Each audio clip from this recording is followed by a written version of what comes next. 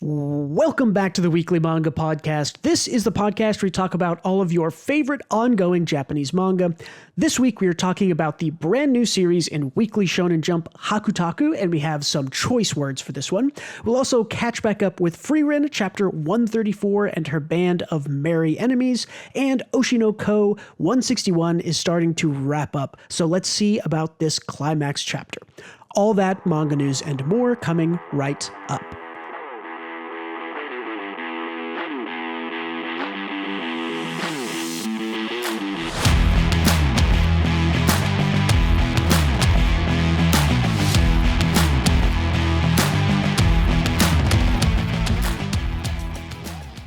Hello again, my name is Bruce. I am the proprietor of the White Gray Black YouTube channel. This week I am joined again by my constant co-host Gautam. Hello. A special shout out and thanks to our Patreon subscribers for September, Yaji Black and Kevin for his 1 month. Thank you, Kevin. If you want to have your name read at the top of the episode, see some bonus content, and support us, check out patreon.com/WGBmanga. It's only $3 and there is a free tier also. All right, let's hop right into the new Weekly Shonen Jump title. This is HakuTaku by Kouki Ishikawa. I will start with this, and I will start with a quote. And that quote is, "The first step to being good at something is being bad at something." And so in that regard, this author is on the path to being good at something. And I say that in that this is one of the worst chapter ones I think Weekly Shonen Jump has ever published. Gautam, how did you feel? That was such an excellent backhanded compliment. I thought it sucked too. Yeah. That was not great. I actually thought it was so bad that I'm confused as to what the intent was. Like, what were they going for, I guess? Yeah, we've covered some chapter ones that I think we've been pretty harsh on in the past. A lot of them, the sort of comedy stuff Weekly Shonen Jump does often doesn't work for me or both of us. We meme and joke about Ichigoki Under Control, which is one from I think late 2022, maybe that started. That was a pretty awful chapter one. Comedy is subjective, so I hate to qualify that as it had nothing going for it. One of the other ones we really didn't like chapter one of New A's Exorcist, but it had a few redeeming qualities. I thought the art was good. The design of the first bad guy was good. I think HakuTaku has no redeeming qualities. I can't find a single thing in this chapter that I thought like, well, it was all bad, but this one thing was good. Like nothing worked about this. The writing was bad. The art isn't very good. All the characters aren't good. It's just all, you're right. It's just a mess. And like this was a scattershot of different ideas and barely tied together. Like, and it didn't even leave me with a like, okay, well, I've met everyone and I kind of know what they're going for. I don't know what they're going for at the end of this. Is this going to be where like, I don't know. Are we going to like watch him learn how to code and make games? It kind of skipped over that part in this chapter. Are we going to watch a slightly weird dude make friends? Is it about, I don't know. It didn't communicate very well. It didn't communicate well. None of the character stuff was good. Yeah. Stuff like, it surprises me a lot. Weekly Shonen Jump is the largest, most popular, highest selling magazine, manga magazine in Japan, in the world. The fact that they can publish dog shit like this, like, blows me away. Like, how do the editors let something this bad get through? I can understand, comedy is subjective. I kind of get, I don't get it. Look at TV, right? Like, multi-million-dollar budgets get allocated to complete dog shit.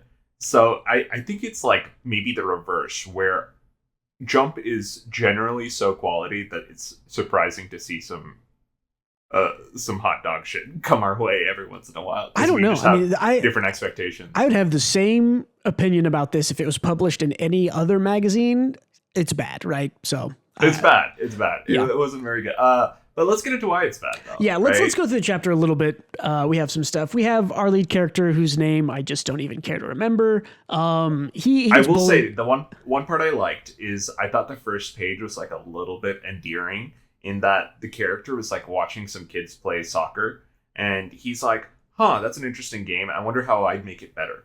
And he's like, maybe I'd make the goals move. Maybe an animal can be involved. And I'm like, I like that I like that mindset, of just like Yeah. having bizarre thoughts about how to improve things that don't need improvement. I thought instantly I was like a little bit endeared towards the main character, and that went away pretty quick. I'll be honest. It did not strike me the same way. That felt, I don't know, sort of childish and stupid. Like, I don't know. We have our main character. He gets bullied. Basically, there's a lot. Does he get bullied? Like, here's the thing, right? The premise of the first chapter is that he gets bullied into doing other people's like chores, like carrying some cones and getting some paper signed by the teacher. And he doesn't get bullied. They just say, "Hey, I'm a little busy. Can you do this for me?" And he's like, "Yeah, no problem. I'd be happy to." And he goes and does it. Yeah, it's just weird. He gets like, asked. This is maybe like a cultural Japanese thing, maybe, where it's like, oh, asking someone else to do your responsibilities is a form of bullying. I think we see that a lot in Japanese media where that is seen as a form of bullying. But to be honest, like, if you knew there was this like helpful person who like had a smile on his face when you asked him to do stuff because it made him feel useful and you asked him to help, it's like, maybe it isn't bullying. You're right. It's unclear, which is an issue. We learn later in the chapter, the guy who is bullying him is being intentionally exploitative. Yeah. But even then, it's like, it's hard to call this bullying when he's like, "Yeah, sure thing, buddy. Let me handle that." Yeah. It's like, all right, okay. Yeah. We also, another thing I have a lot of issue with this, and we'll see, is and I complain about this. I think I've complained about this about every single Chapter 1 Weekly Shonen Jump has published this year, is that there's too much explaining. They are not letting anything do any storytelling except for words on the page. And there's a lot of fucking words in this Chapter 1. He has an inner monologue, which is not a bad choice, but there's a lot of inner monologuing in this Chapter 1. He just explains things over and over again. I don't know. I just did not like that in general. Yeah, and there's a narrator on top of it. Is there both a narrator and he has internal monologue? Yeah. Oh my God. Maybe that's what bothered me. I feel like I didn't even notice the separation between those two, but yeah, too much explaining. Stop explaining stuff. It's a visual medium. Use your art. Artists are good. Not this one, but okay, essentially, but you're right. Essentially, it's explained that he doesn't perceive it as bullying. Because he gamifies every task given to him to optimize his IRL gaming abilities. Yeah. And the narrator says, "Bullying and exploitation don't stand a chance." Ha ha. He's living the good life when he's asked to do stuff. But yeah, anyways, he meets this girl. He meets this girl whose name is Raika Noto. I also don't really understand what her motivations are, or why she does things, or anything at all. She's strange. I think she's like a game dev. I think she's on the very opening pages of like failing to develop a game, kind of in the very first page. But yeah, we meet her. She again kind of points out like, "Hey, are you being bullied?" He's like, "No way, not even close."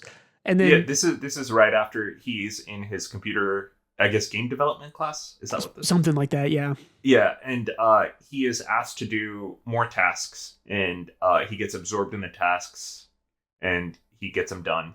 And the girl's like, "Hey, everyone's left. Are you being bullied?" And he's like, "No, me, no." And he's like, "Why are you doing all their work?" And he's like, "I don't know. I'm just like gamifying it or something." Yeah. And then he realizes, "Wait, am I being bullied?" Like, he's an idiot.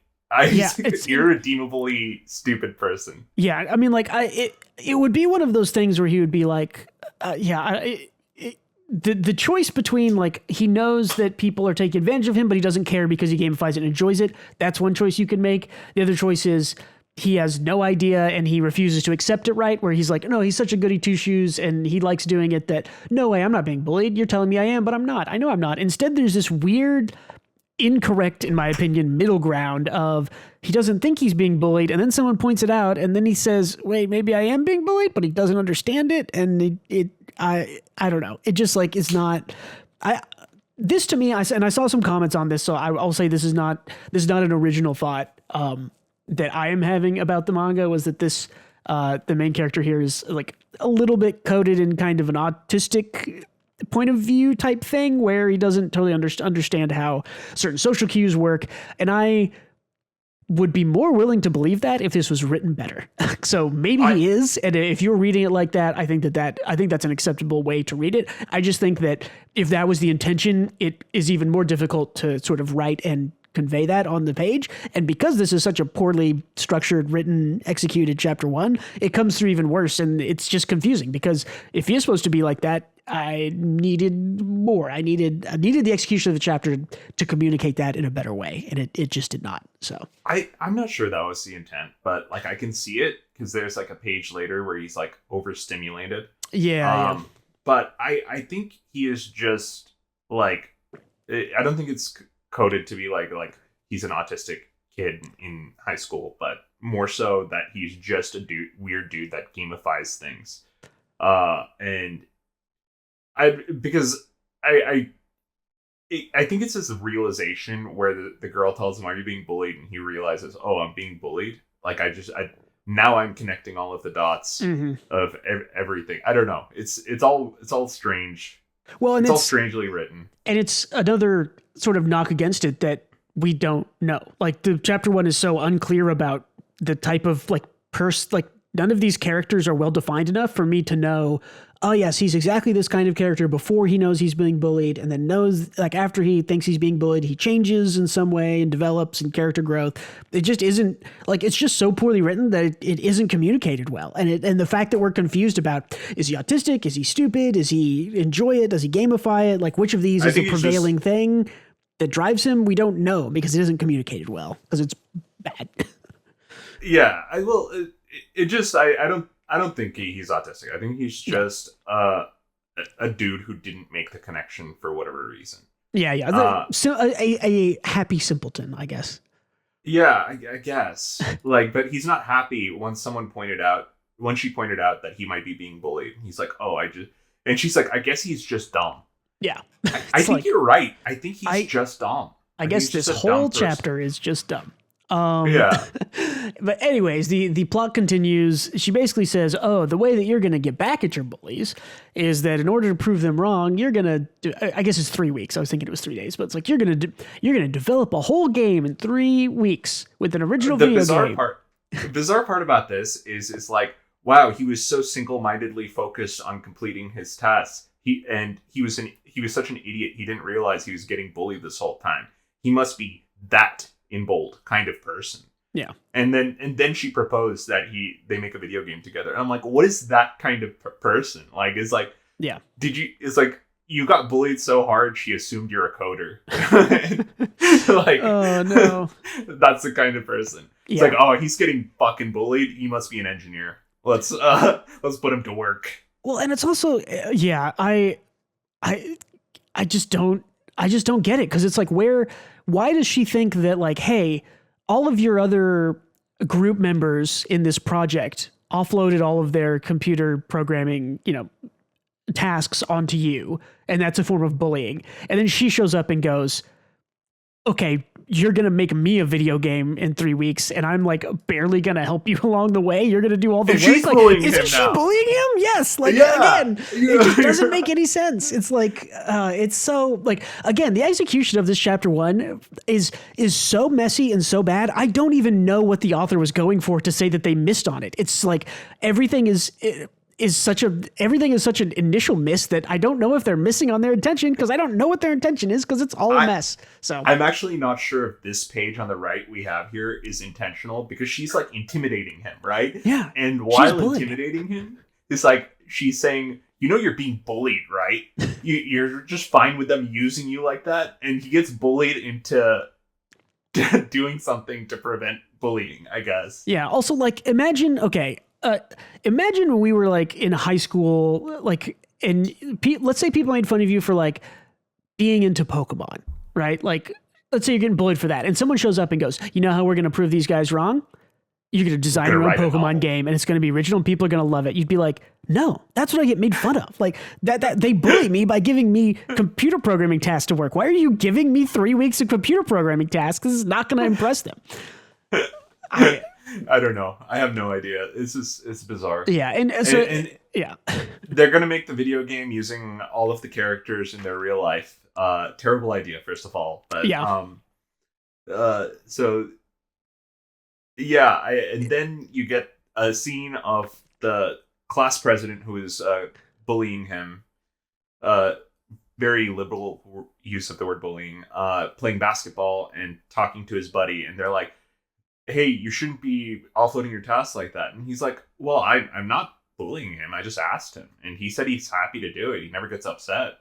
And I'm like, okay, yeah. I mean, he's a dick, but he's not technically bullying him. And then he says, "But he's a fucking idiot and a moron and a dumbass, and I hate him." And and then I'm like, okay, maybe I could see this as bullying.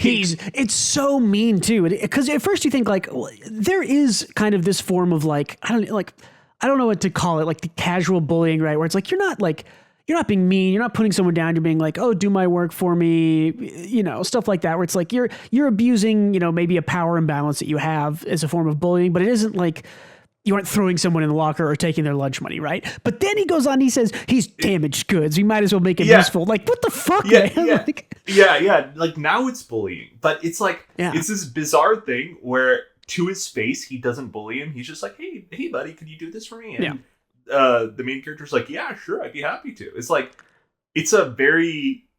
And then he talks shit behind his back, so I don't even know what this is. Which I don't know and what's that's and the sort of like, "Oh, I'm nice to your face, but I make you do my things, and then I bully you behind your back." Like that's normal. And this again is just an execution thing. That's almost always presented to us immediately, right? What you see in most anime or manga is like someone's like, "Oh, new kid, why don't you go get the papers?" And the new kid goes to the papers, and you immediately see that guy turn around and laugh with his friends, right? Like immediately, it is immediately implied it's bullying because there's a connection there, and the scene is written in that way. And there's a reason people do that, and there's a reason that's a trope, is because that immediately connects that yes, this is bullying. What is happening? Because he asked him to do something innocent, like go get papers, and then he immediately turns around and laughs with his friends. It's bullying. In this case, these two scenes are separated by, I don't know, 30 pages. Like they're way far apart, so they are not linked together. This is bad writing. It's not connected. There was this panel where his teacher is like, "Are you being bullied?" And he's like, "No, I live such a blessed life." Yeah. And I'm like, okay, I don't know where we stand here. With Bullygate. Who knows? So anyways, it continues. At this point in the chapter, I kind of thought like, oh, okay, maybe this is going to be like, we'll cover the 3 weeks of designing the game, and they'll go through struggles, and there'll be little, it'll be like, oh, I'm trying to get through X problem, and that relates to this real world problem, and that'll be kind of what we're getting. And it's like, nope, it just blows through it. Like, you don't see him design any amount of game. He just gets sad about, I don't know how, like, he gets sad because he heard the shit talk. That's why he's crying. It's not about the bug in this scene. Yeah, but I mean, I guess I get. I don't want to give this author too much credit because I think they have failed at virtually every level here. So I don't want to give them the credit of being like, oh yes, he's crying, and then he says, "I don't know how to fix this bug," but he's really crying about this other thing, because that implies kind of subtlety and nuance to the writing, and I don't know if this has achieved that. I don't even think it's nuanced. You just see him overhearing the shit talk, so I assume that's what he's crying about here. Yeah, I think you're probably right. I'm probably being too mean. I think this is probably implied to be nuanced there. It just still is it like the line doesn't. You can, like, he's talking about it here, right? He's like, it's a mystery to me. I can't do things like everyone else. It's embarrassing. It's also frustrating.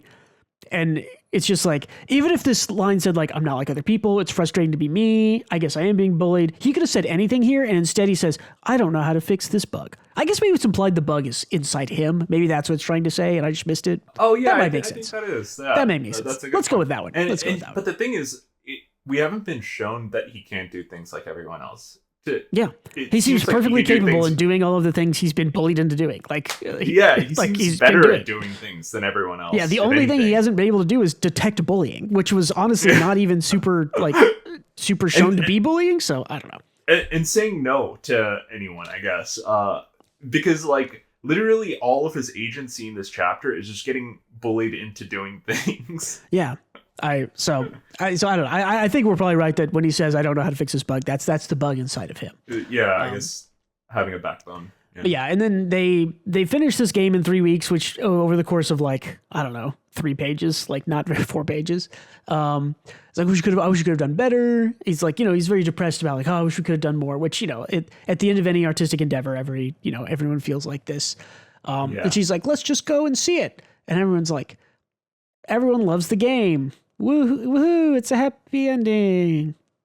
They show up and all of their classmates are playing the game.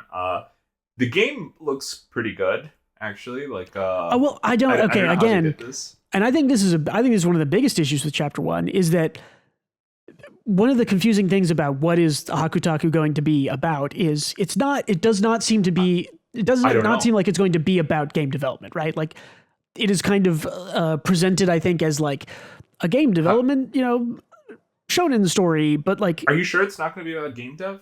Is it going to be about bullying? The game dev to me seems like a setting, right? Which is like they're going to. I mean, again, because I think Chapter 1 was so poorly executed and so unclear about what this series is. It's hard to tell from Chapter 1 because it does say that it's going to be a game development series, but we don't see really any game development in Chapter 1.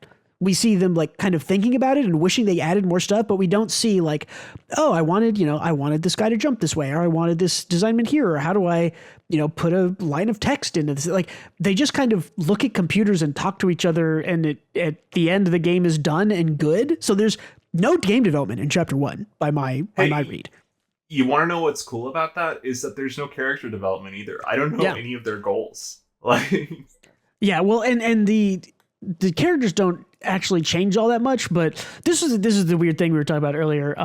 He's just like, oh wait, like, it's true that I like playing alone, but this is like neural overload, which again, I don't want to tag art too much because I'm not an artist. I can't draw, but I don't think the art in this is anything special or very good at all. I think the character designs are pretty boring.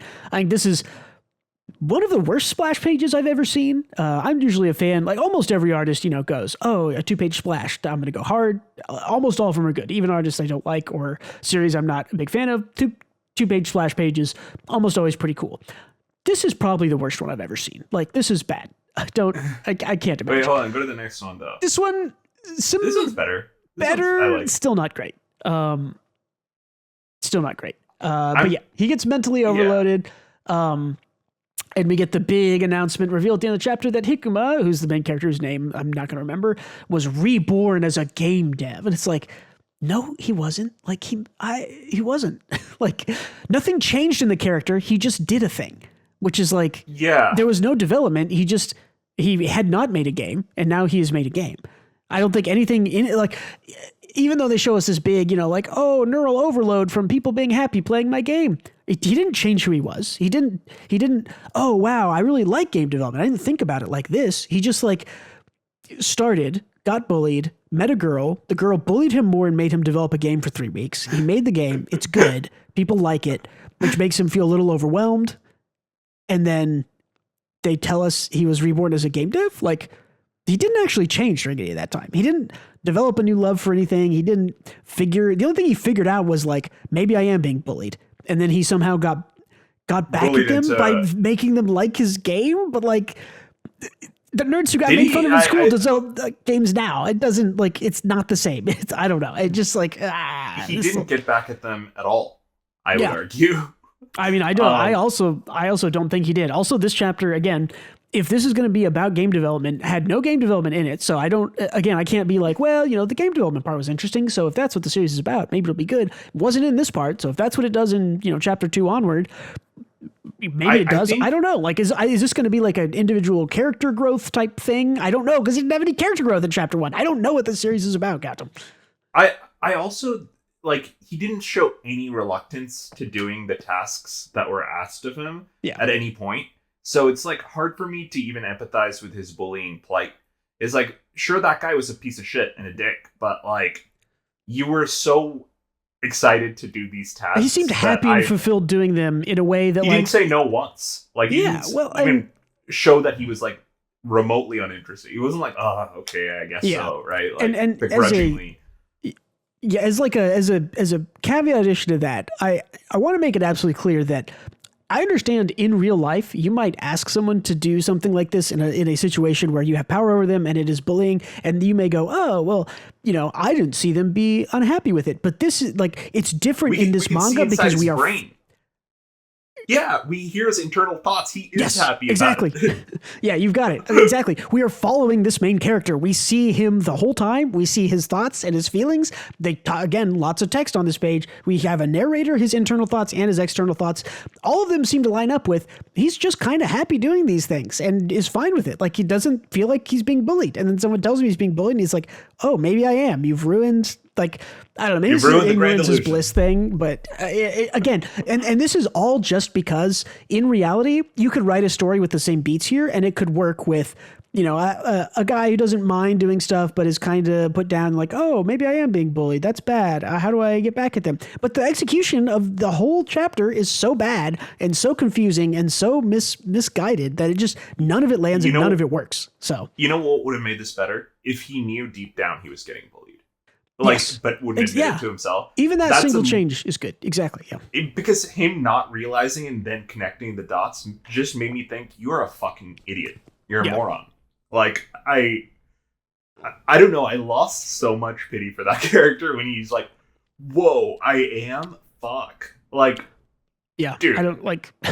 I don't know. Come on. Yeah. I don't know.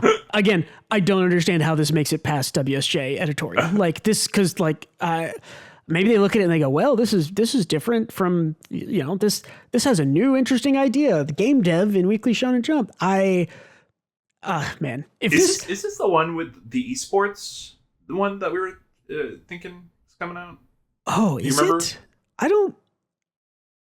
Was this announced as that? Now I don't remember. Now I'm gonna have to go back and check our historical. Like, a made up esports thing coming to. I wonder if that was maybe a mistranslation thing where people were talking about. Maybe it's this. It sounds like it is. Yeah, let me check our September 6th episode. What do we got? New series. I don't know. It's in here somewhere. Oh well. Yeah, I don't know. Maybe if that's what this ends up being about, that makes chapter 1 even worse, Captain, because that is not presented at all in chapter 1. It does not give us what the series is about. It is because I don't think so. I think this is going to be a story about the two developing games. It has to be.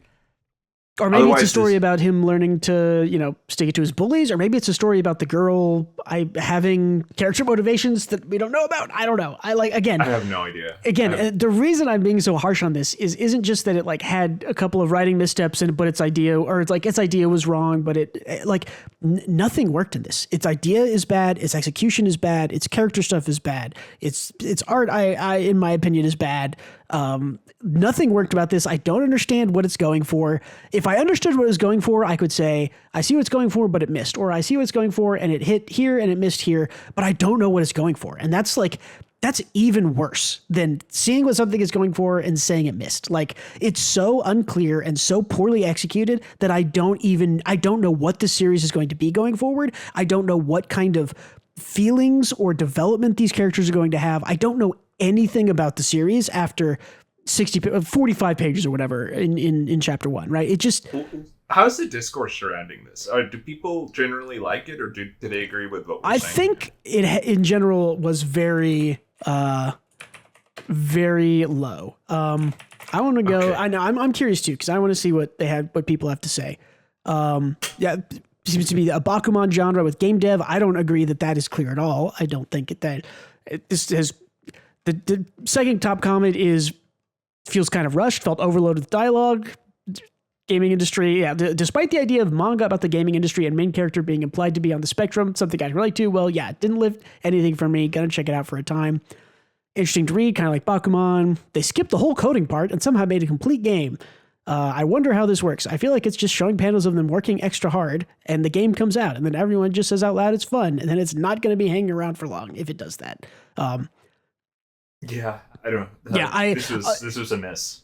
Usually the chapter 1 comments on Reddit and Twitter are usually pretty, not positive necessarily, but usually they're like, oh, this is interesting, I'll check this out. I think there was one positive comment. I think every other comment on Reddit I read was neutral or negative.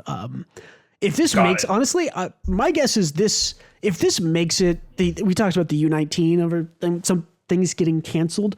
If this makes it past 17 chapters, I think I will be impressed. I don't think this is making it short chapters. This is like I mentioned at the start. I think this is the worst chapter 1 I have ever seen in Weekly Shonen Jump. Now, I have not been Weekly Shonen Jump for that long, 3 total years probably now, as far as chapter 1s go, but this is pretty fucking awful. Yeah, this ain't making it. I see no reality where it does, but you know what? We hated Noise Exorcist, and it's popular, so maybe we're we're off on this one too. I will cap off the conversation of HakuTaku with what I opened the conversation with, which is the first step at being good at something is being bad at something. This author is on a journey, and they are starting here, and that is okay. And it is very possible that in 5 or 10 years they are suddenly now Kurosawa. Now, probably not, but you never know, right? Anything's possible. So that's enough of that, in my opinion. Last thoughts, Captain. Hopefully, we didn't bully the author too much with this first impressions, but no, it was not good. But I had fun talking shit. So yeah, to make it absolutely clear, this podcast is primarily discussion and essentially lit crit. So most of this chapter 1 was lit crit. So we'll stick with that. I guess I don't even know what I read, to be honest, fully. Yeah. So my critiques are surface level because everything I read was baffling. It is hard to. It's hard to talk about theme and characters and character motivation when 1, they don't exist, and 2, everything else around it is pitiful. So yeah, I don't know. Okay, all right, we gotta stop talking about HakuTaku. It's over. It's done. It wasn't very good. Yeah. Hey, if you disagree with us, if this spoke to you on some spiritual level, if you enjoyed it, please let us know in the comments. Because I would love to have a talk with someone who thought that was any amount of quality. Yeah. Cool. Let's talk about a good series then. Let's talk about Oshi no Ko. This is chapter 161. Of course, Oshi no Ko by Akasaka and art by Mengo Yokoyari. I think we're there, Gautam. I think we're 5 to 8 chapters from the end of Oshi no Ko. I truly think that Aqua's friends have failed him by not having an intervention for him earlier. Yeah. This guy's going through a mental health episode, crisis, whatever you want to call it. Yeah. He has lost his gourd brother. Yeah, and he's a little maybe I've just put myself in a critiquing mood. I think everything he does in this chapter sort of makes sense. Again, he's confronting his father, who is mostly directly responsible for the death of for his mother. Kamiki, right, is his dad, essentially. Anyways, they sort of talk about here's why I killed your mother. Aqua tells him, you're gonna pay for that, blah blah blah. Kamiki kind of counters with oh, so you're just gonna kill me. It's well, if you kill me, do you think Ruby's gonna be the huge star you want to lift her up to be? If her brother's a murderer, that's what's going to be on the news. That's what's right. He says, will your precious Ruby be able to reach the heights of idolhood as the sister of a murderer? And Aqua talks a little bit here about his own dreams, which are, the things that I think, I don't think his friends have not tried to save him. I think they have. I don't think they had a chance. I don't really think Aqua's mind was ever going to be changed from this kind of revenge plot. That has always been his driving force since he's been reborn. No, for sure. It wouldn't have made a difference. Also, he has light Yagami brain where he's 5 steps ahead of everyone. So yeah. He talks about again his feelings for Kana, right? Is her name Arima? Going to the beach, hanging out with Himikawa, calling Miyako-san Ma. Again, these are all really sweet things that I'm okay, yes, he is reflecting on the things that would have made him better if he focused on them instead of his revenge, but doesn't matter. We're in revenge mode. And so, he says, I'll protect my sister's future, even if that means I have to throw it all away. I feel like we kind of predicted the path here, right? I feel like when we've talked about Oshi no Ko in the past, we kind of figured that the crash course that Aqua was on was that he was going to get revenge, likely at the cost of his own life, or that was his plan, right? Yeah. My prediction is that he would try, but his friends would save him. Yeah, I think that at least maybe in the last year or so, it was looking more and more like Because at the start it was like, okay, the only thing on his mind is revenge. That's all he wants. He's kind of one track mind. He probably focusing on that will lead him to ruin, right? That's kind of the point of something like Hamlet, right? Hamlet's a tragedy. Hamlet is so focused on revenge that he, bleeds himself and his friends all get killed, which, And so. I think I'm still sticking with my theory that his friends will get him out of this, because I think the point of Oshinoko is that the relationships and people he's helped and built along the way will come around in an unexpected way to him personally, because he doesn't have any intention of going back after this, right? But yeah. It's up for debate. I think I agree with you, but I could see it kind of going either way. This I thought was the stupid part, if we're being honest. To me, it's like, okay, I'll if I kill us both, then Ruby won't have to suffer, having her brother as a murderer, and that won't rule the news, and she can be a star. And so I thought, oh, okay, cool. He's gonna he'll just throw them both off this cliff, right? That makes sense to me. Instead, he stabs him. Okay, I just think it's stupid as fuck that he stabs himself first. Bro, stab the dad, make sure he's dead, then kill yourself. What are you doing? This is so stupid. I don't know, just throw them both off or kill him and be like, after I kill you, I'm going to kill myself. That, either of those things, I'm like, okay, yes, makes total sense. Him stabbing himself and being like, oh, okay, I've mortally injured myself. Let me now try to take down a man who's twice my age and the same size as me in a fight. No, that's stupid. I don't like it. So I think the intent here is that his dad is a weenie actor, and he stabs himself. So if they find the bodies, the murder would be it'll be like Aqua got stabbed talking to his dad, and they both wrestled off a cliff. Yeah. So it's to pin every bit of culpability on the dad. I guess. I agree. It's a little weird. It's just a little bit like Aqua again. You mentioned it. He's a little bit of a light Yagami, Death Note, 5 steps ahead of everybody. And the fact that the best plan he can come up with is I'll stab myself first, weakening me to a point where it is more difficult for me to take down my dad, and then I'll throw us both off this cliff is I don't know. It seems super easy to be like, wow, they both fell. It looks like they had a struggle. But the kid wasn't stabbed, so maybe he just threw them both off, and maybe he's a murderer. No, you'd be like, wow, they both died. What happened? It's so sad. The specific plot point of he stabs himself mortally in I guess probably not mortally, but he stabs himself in the abdomen, and then he goes to attack his dad is do that second. I don't know. I don't know. It's wild. I don't know. I feel like that alone was just a little bit of I don't know, just there was other ways to do it and get the same effect that ripped me out a little bit. So yeah, it was weird. I don't know. It wasn't my favorite chapter of Oshinoko either. I don't know how to say it, but it feels like a little too buck wild to me. Yeah, okay, well, I was going to bring this up, but let's, I guess, talk about it now. This is sort of the last panel of the chapter, I believe. Double check. Yeah.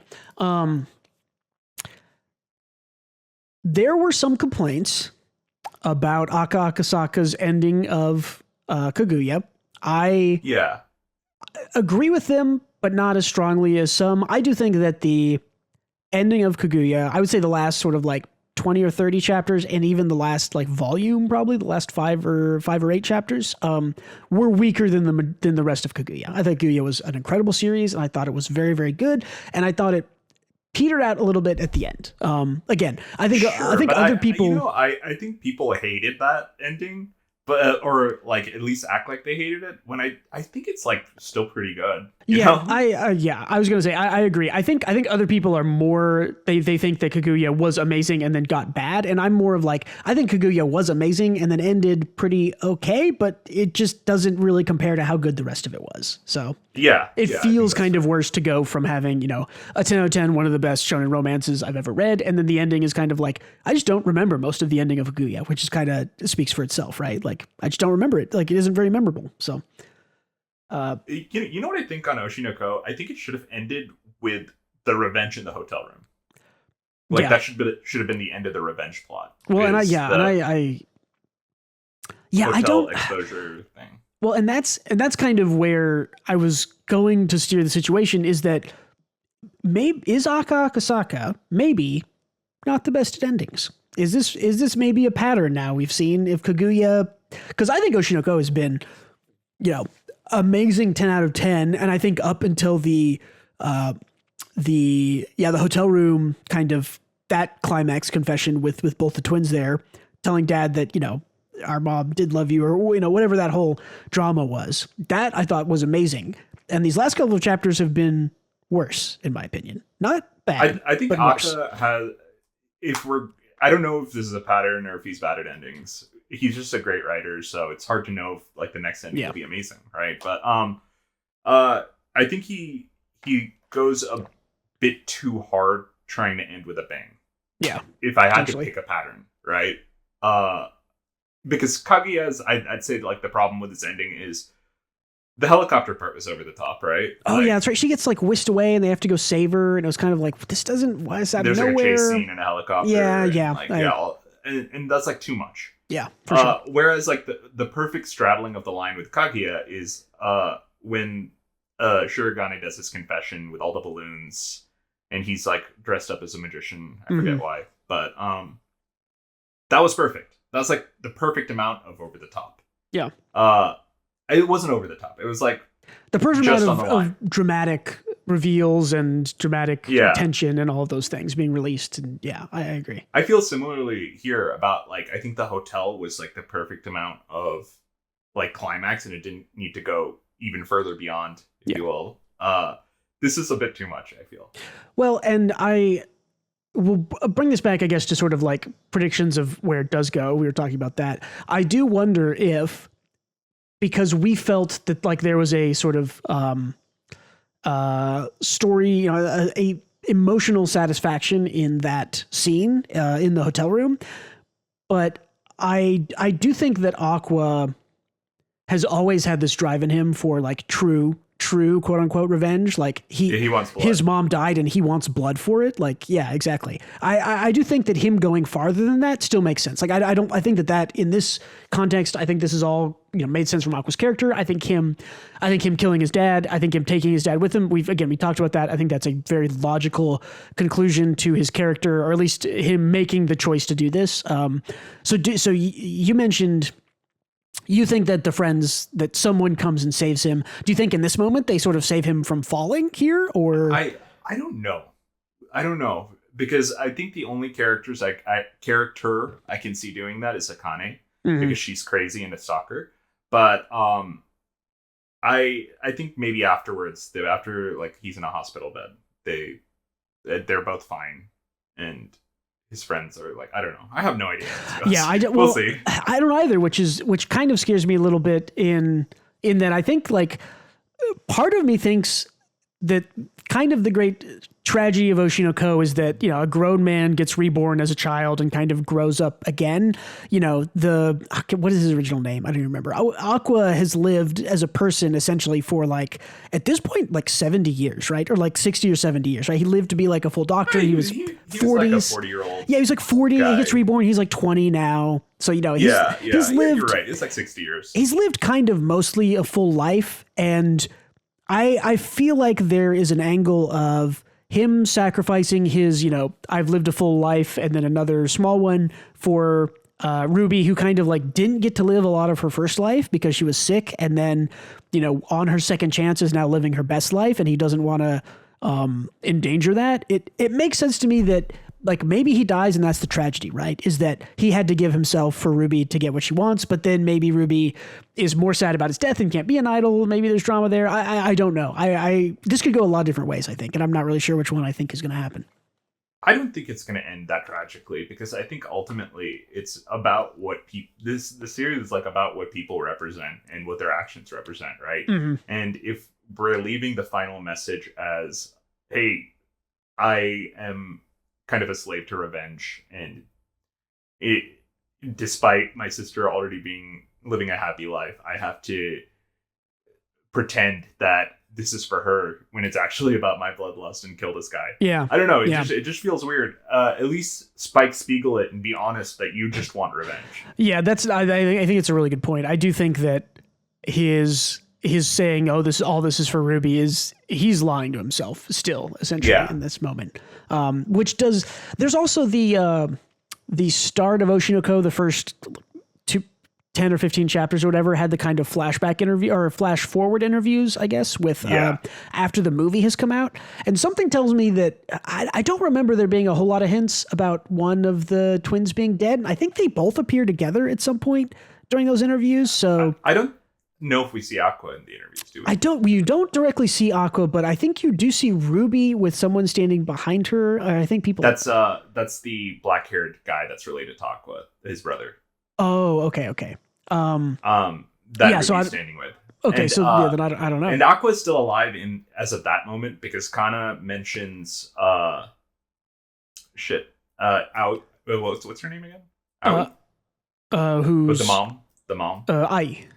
Ai. Yeah. Kana mentions Ai, and then she's like, "Oh shit, I'm gonna get in trouble with A because of that." Which implies Aqua is still around. I think he just becomes a doctor, if you ask me. You think it's just they just kind of win here. He gets his revenge, or it's over. I don't know. I don't know. I am not sure if this is a tragedy or a comedy at the end of the day, right? A tragedy ends with, people get what they want, but they give their life for it. And a comedy meaning they get what they want and everybody lives happily ever after. I don't know. I still don't see this being a tragic ending, but I guess we'll see. I'm really torn on it because I think I can definitely see it being maybe Aqua's, paralyzed and can't do anything. And so he can't, he's alive, but he is crippled or something like that. I don't know. I think he just becomes a surgeon again, bro. You think everyone I don't know. They all live their things. He marries Kana. I think it goes hunky dory. Yeah. Okay. I mean, I really don't know. I'm really 50-50 on if the next chapter is just they fall to their deaths and then everyone has to deal with it in the next, volume or two. But I do think that this to me speaks like, I think we've got maybe 8 chapters. I think this is over before the end of 2024. Oh, for sure. For sure. We don't have much. Yeah. It might go into the first month or two of 2025, but I really don't even think it does. Like, I think we're there. Like, I think this is over pretty quick here. So. It's been a fun ride, though. Yeah, I've really, really enjoyed Oshinoko. It's been great. I mean, I think just even if Akasaka maybe ends up being one of these guys who's like, well, he writes amazing series and then the endings are a little bit worse than the rest of the series. It doesn't matter. I think Aka's an amazing writer. I'll read anything he does after this again. Regardless of like how we feel about how it's ending right now, it's such a great deconstruction of the entertainment industry. Absolutely. That, I will look back on it fondly, even if it ends kind of crappy. Yeah, I mean, it really tore into some of the issues with the Japanese entertainment industry and with every single branch of it, pretty much. And I am an even bigger fan of Mengo Yokoyari now. Her art. Scum's Wish was an anime that everyone else really hated, and I really, really liked. I think I've talked about that in the past. I'll always be a fan, I think, of both of these, and we'll have to see how it ends. Potentially, the next time we talk about it might be when the series is over. I don't think we're going to bring it by then, but we'll definitely check in on that. So, cool. Anything else about Oshinoko? Nope. Cool. Let's cover Frieren, chapter 134. Yeah, it's just been a while since we talked about Frieren, right? Yeah, quite a bit. It's but I think this will be a quick convo because it's mostly a talking chapter where we're introduced to our cast of villains for this arc. Yeah, or kind of another introduction to a lot of them and Frieren, I think, is becoming one of these series that really excels on good adversaries. Agreed. I think that they're all likable. Well, and they're all interesting and different, and they aren't like, there's an idea, there's an idea in world, but in writing also that, the bad guy of your story should think he's a good guy from his position. And, we talk about like mustache twirling bad guys. Mustache twirling, when we use that, is a phrase that says this guy is the bad guy, and he knows. If you ask him, "Are you a good guy or a bad guy?" he will say, "I am a bad guy. I am the villain." They know that, and they twirl their mustaches and they embrace it. None of the bad guys in Frieren feel like that. They all feel like they think they are the good guys, especially this group. which I think this group again is really interesting. I really like their motivations and how they're going after the mages, for because that's kind of what they were assigned to do years ago, but not really. And they're, worry about the power. I guess we don't really fully know why they're exactly trying to kill Seri, but and it's like, it's because Seri is just a god living among mortals, right? The most powerful mage, the most powerful person probably alive. Yeah. And their leader, as mentioned earlier, killed one of the other, there are three, was Grand Mages or Archmages or something like that, yeah. Archmages or something like that. Their leader killed one of the three. So, despite them not knowing if it's possible to kill Seri, they believe because their leader pulled it off once before. Mm-hmm. And yeah, we have this dwarf guy, older dwarf guy who is stated by the scumbag priest here, to be the strongest of the group. But he's as he says, he's like an old and retired fighter. I thought it was. He doesn't believe he's much capable of it, but he seems capable. I liked that. The priest guy asked Walross oh, somebody else scouted this, underground area and said that it was impassable and flooded. And he was just like, I made it through. I had to swim for 20 minutes underground, complete darkness, but I made it through, so it's passable. And he's like, okay, well, that seems like that's a thing that only you can do, my dude. So you're going to do that now. And I like that the priest is kind of a scumbag because he's like, I want to discuss the best way to strategically play this piece play this piece. Dash you. Yeah, it's very clearly referring to him as a chess piece in front of him. And their dynamic is kind of funny too. He asks the nun to go pour them some tea, and he's like, do it yourself. I'm getting some wine. She's like, and he's like, do you think I know where the tea is? Where the peasants keep the tea? It's and he's like, I think she hates me. Yeah. And it's like, yeah, I get why people hate you. I don't know. It's all good bants. Yeah, interesting character interaction stuff. And again, comparing it against what we opened the show with, this is good.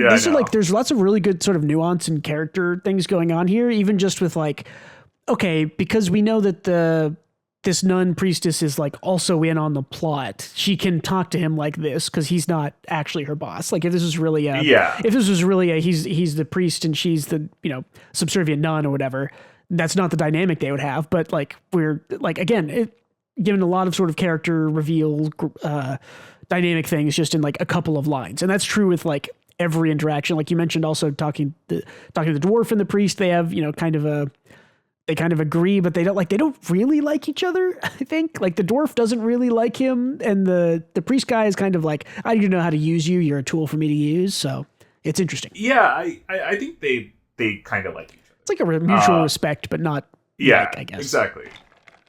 They're both professionals working a job. Yeah. And similarly, there is this bar where the barkeeper is also kind of maybe the strongest one because he has the highest kill count of the whole group. The barkeeper, Wolf. And all of his patrons are also assassins that are part of the group. Yeah. Gazelle sold Frieren some faulty merch earlier. Scammed her out of some money and uses it to pay his bar tab. Frieren marks the coins with magic, so in case she got scammed, she could track them down. It's shown to us maybe one or two chapters ago that Frieren did that on purpose. She knew that he was suspicious, and she planted that tracking spell to figure out what they were doing, because they're when they get discovered at the end of this chapter, they're track. I don't know if they're actively tracking them, but she realized knows that they found him. So yeah. And essentially the priestess mana detects the coins that Frieren handed over. But it's kind of funny. Gazelle, the guy who scammed Frieren, is almost all of his lines of dialogue are we're gonna die. I'm gonna die. I'm paying you my bar tab because I'm gonna die in this mission. It's every line is just he's death flagging himself to death. But yeah, also Frieren was very pissed. I don't know. I think it was the chapter before this, but she was in like the worst mood she's ever been in. Did you read that? That's when she finds out she got scammed, right? Or is it another thing? Yeah, but I think she's acting. Okay, I'm trying to remember now the last couple of chapters. I think we find out that she was acting because she isn't sure who to trust in the like inner group already. So she acted really pissed off that she got scammed so that nobody was like on to her little like tracking thing. And I love that she like her furious mode was just her being like, "Don't talk to me, you idiot." Yeah, like fetal position in the corner. Like this is the most angry I've ever seen Miss Fern. Yeah. Fern's like, I've never seen her. I've seen her this angry maybe once in my life. Yeah, it's like it's funny. It's good stuff. How do you think this arc progresses or ends? I'm kind of the opinion that I really think Sari might die here. I don't know. That seems like that would be a kind of like a big it would be a big shakeup, and it would put Frieren into the spotlight because I think she would then be the most powerful person in the world, right? I could see it. I could see it. Yeah. I could see Sari dying, and I could see Sari being like, "Well, it was my plan to die," because I have to assume all wizards are just playing wizard chess in the background. Yeah, I also think that it's another thematically it fits with Frieren's kind of loneliness of people not living as long as her and having to kind of lose everyone she's ever loved. And I think that there's an emotional kind of core a connection, I guess, between Frieren and Sari, where it's like they don't really like each other, but they have been around each other a lot, and they realize that they're both elves, and so they're both going to live for a long time. So there's a comfort, I think, in knowing that Sari would be around when Frieren was around, and I think losing that would shake Frieren in a way we haven't seen her shake it, right? Whereas as opposed to losing a human who she kind of knows is going to die in a relatively short time for her, losing Sari would kind of be like, oh, the long-lived the only races, other person. Yeah, or maybe it makes her afraid, for her own safety life of like, oh, maybe my life is short-lived. Maybe I don't have that much longer to be here and do what I need to do. I don't think she's scared of dying, to be honest. She's not, but I think if Sari dies, that would start to make her think about, oh, it is possible for me to die, and maybe I don't have enough time to do all the things I think I have time to do, right? So yeah, something like that.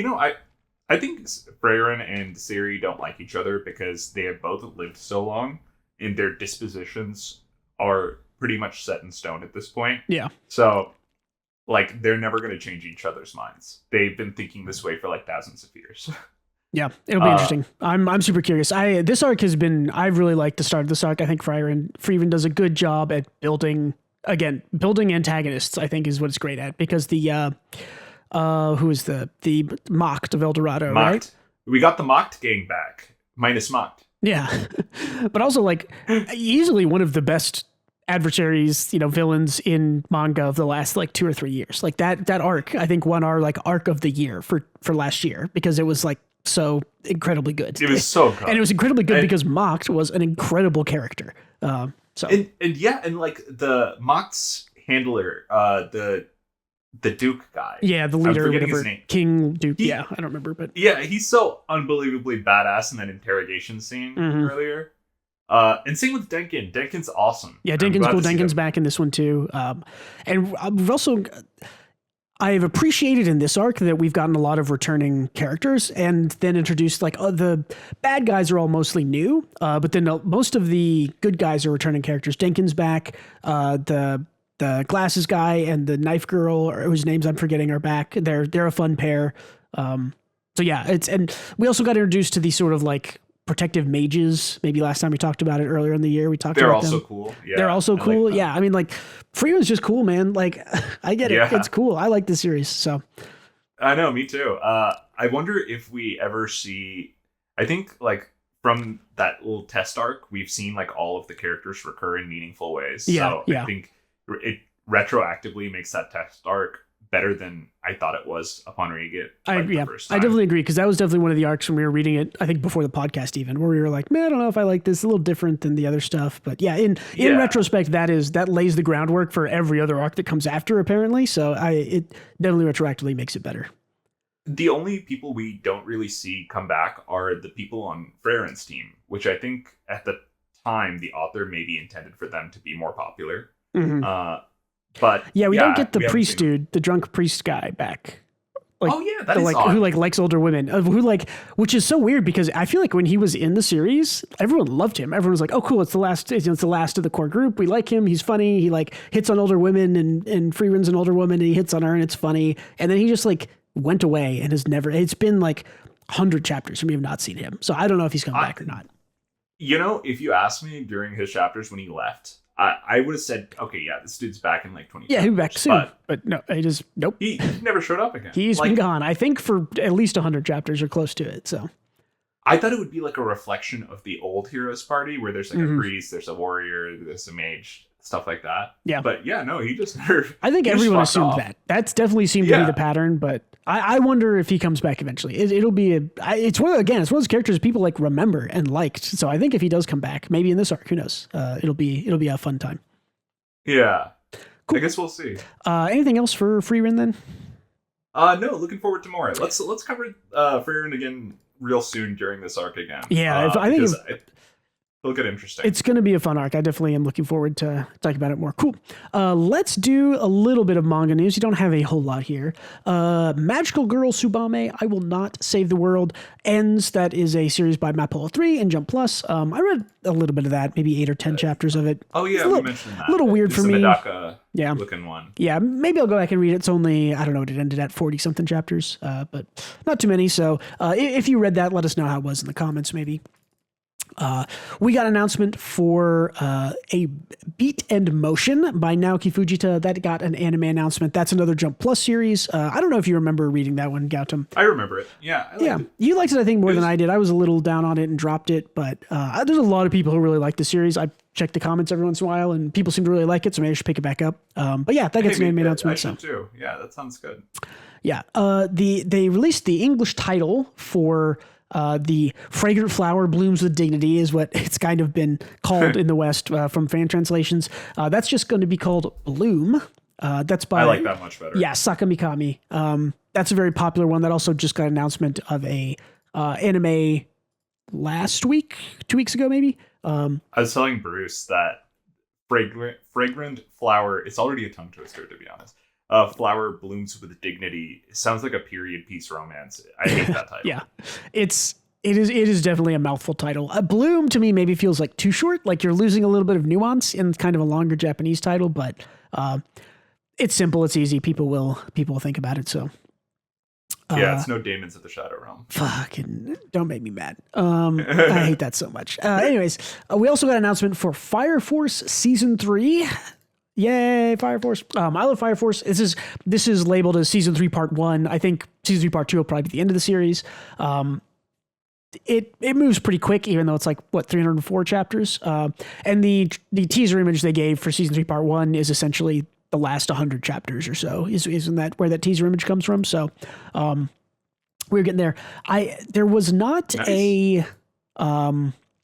There was not a animation studio attached to this. I'm going to assume it's probably still David, who did the first 2 seasons. Right. It's JC staff, dude. Is it J? Did they announce it? No, it's I'm joking. Oh, okay. I was like, oh god, is it? But yeah, we'll see. I think there's probably.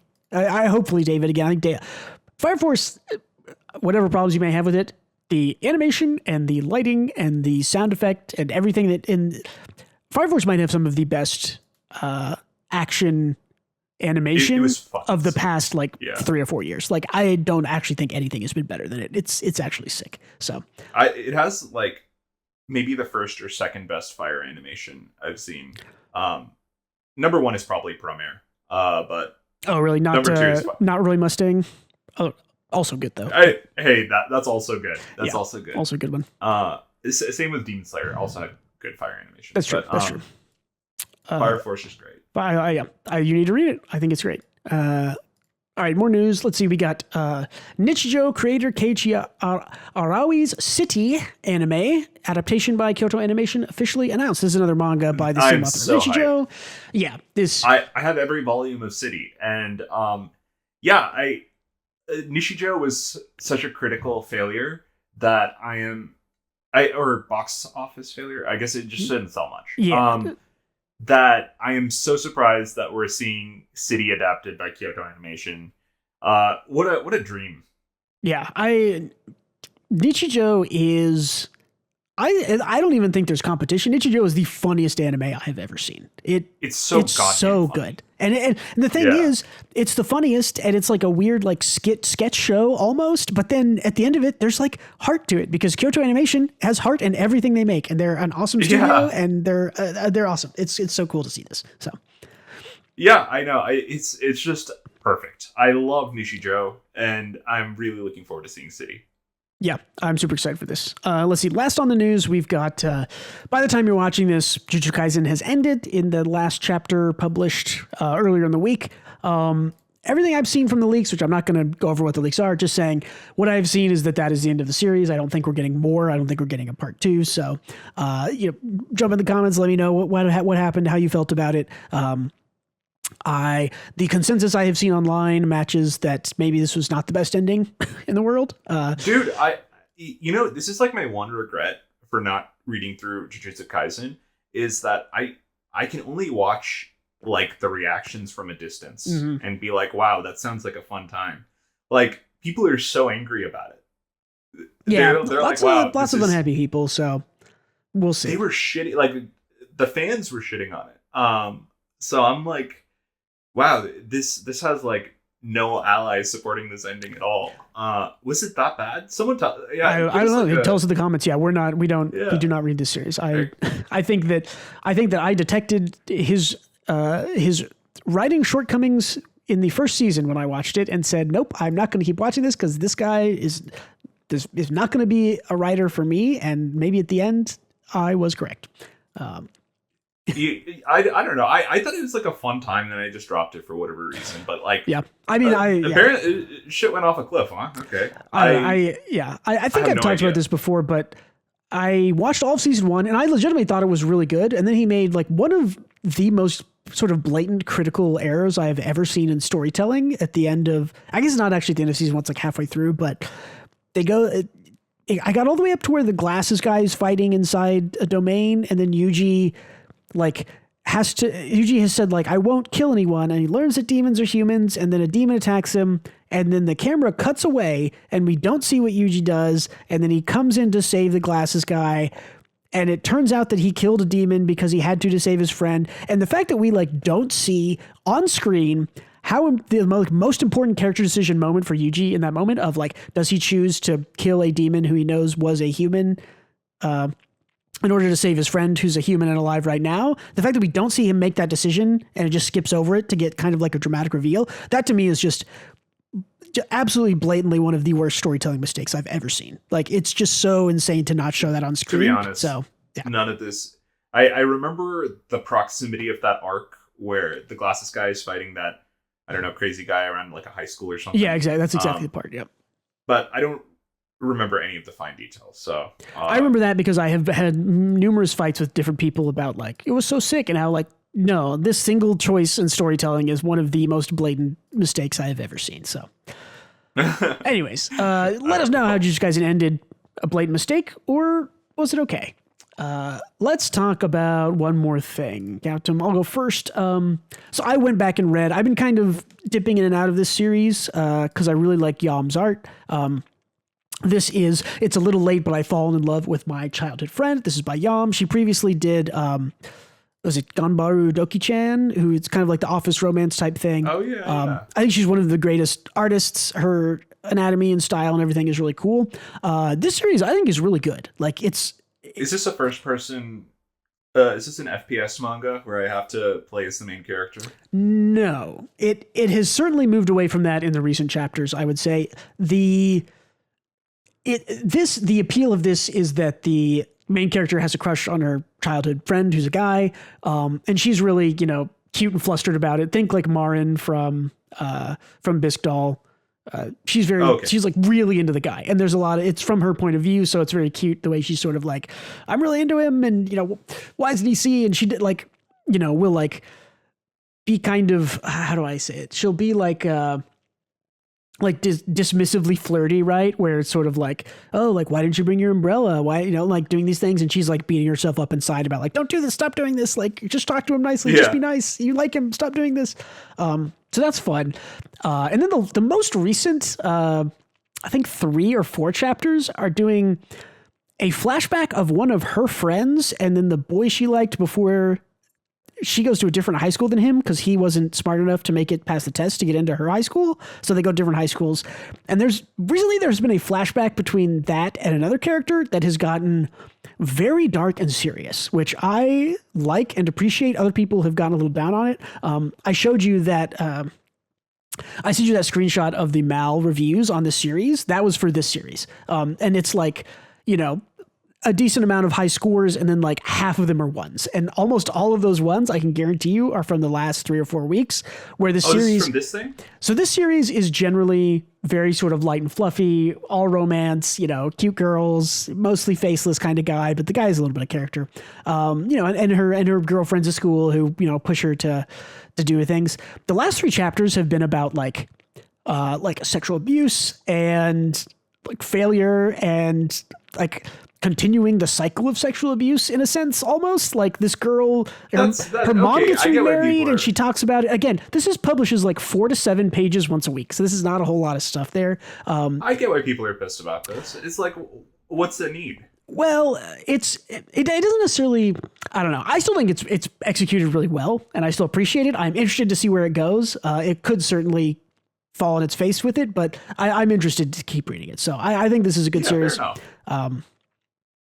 You'd have to read it to see, because it isn't like out of nowhere. It does kind of develop from a place, but just because the series is so short, it's kind of hard to be like, well, it came out of nowhere. It's like, yeah, you only get 4 to 7 pages a week. So yeah, but I guess it's like, I get where people are coming from in that, like, if something is like a certain vibe 90% of the time. Yeah, the promise of the story is broken with that. Is the thing that I think people are mad about. A little bit. Even if it was foreshadowed and established properly, it's like a little bit jarring. I get that. It feels to me more like a purposeful, the promise of the story is going to be a cute thing by, a girl who's had a crush on this guy for forever and they'll probably get together in the end. I think the purposeful kind of breaking of that promise of, hey, there's serious things going on here is intentional. As long as the author continues to land it, I don't know if they will or not. We'll see. But I'm interested in this. I think it's great. I think the art is great. I think Yam is an amazing artist. So yeah, I caught up on this, and maybe I'll bring it some week because it's very interesting. So. Yeah, you should. Cool. Gautam, tell me what you've been doing. I saw Dune 2. I was a fan of Dune 1, all human beings, and I was also a fan of Dune 2. Yeah. So it was a pretty solid movie. They didn't talk about piss nearly enough, but they talked about puke and tears and other bodily fluids just enough. And that's my rating for Dune 2. Yeah. No, this is good. And now you understand the Lisan Al-Gaib memes, which are great. Yeah. Now I finally understand it. And I thought that part with his speech was awesome, and the rest of it was cool. One part was a little bit off casting wise, maybe. I know what you're talking about. Yeah. The Emperor. Christopher Walken. I didn't mind it, but it was a little weird. Christopher Walken's a hard guy to see playing anyone that's not Christopher Walken. I think that's the issue, right? Yeah. Like, it's like, because I liked it, but I didn't at the same time, because one, it took me out. Yeah, it took me out too, right? Which is bad, but yeah. Yeah, that's the bad part, because I'm like, this is Christopher Walken. But he is so fun to watch on screen because he's Christopher Walken that it like circled back around to confused feelings about how I felt about this casting choice. Yeah. Great movie all in all. Yep. I thought the scenes on the black and white world, I don't remember, that was super amazing. Yeah. Stuff at the end was good. Yeah. I forgot that you hadn't seen this, because we go see a lot of movies together. And I thought we saw this together, but I saw this with my other friends, I think. So. Yeah. I this one just like completely. I think I was in Japan or something. I don't know. Oh, I think you may have been. Yeah, because this was like February, March. time frame. April, maybe? I don't know. Who this actor is familiar. I'm forgetting his name. Though. This Who is this guy? oh god. He was in oh god. This is the guy. He played the killer Javier yeah, Bardem. No Country. Yeah, No Country. Yeah, No Javier Country for Old Bardem. Men. He's the killer. Yeah, the horse. This dude is so loyal. I loved him. That's He was dude. The great. memes that came out of this, the Lisan Al Gaib memes, were very funny, and I still like them. So that's why I grabbed this picture. Yeah, he's the ultimate homie. He had Paul Dune's back the whole. It's whole movie. the whole scene where he's like, "You are Lisan Al Gaib," and he's like, "No, I'm not." And he's like, "That's exactly what Lisan Al Gaib would say." It's like, okay, dude. Yeah. It's so funny because there's a scene in. Have you ever seen The Life of Brian?